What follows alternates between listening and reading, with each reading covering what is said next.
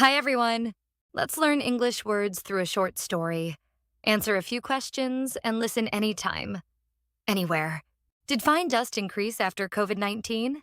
During the early months of COVID-19, many cities around the world experienced cleaner air.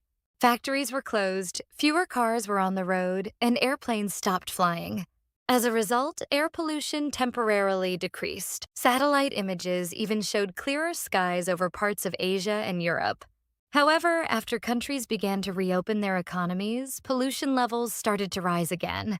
Factories resumed production, transportation increased, and energy use grew rapidly. In some countries, coal power plants were used more often to support economic recovery. These activities released more pollutants into the air.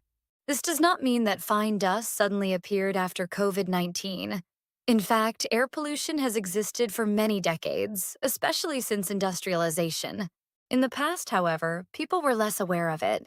Technology for measuring air quality was not as advanced, and real-time air quality apps did not exist.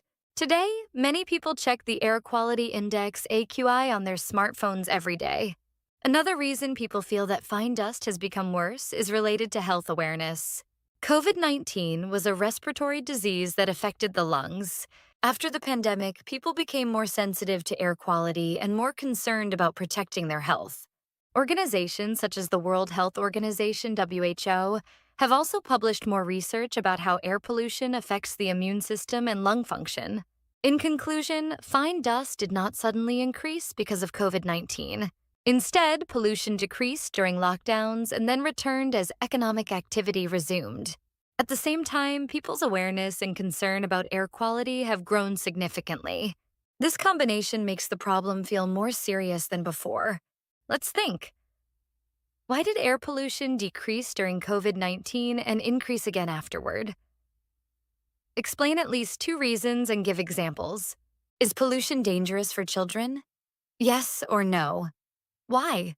Which is more important? A. Economic recovery. B. Clean air.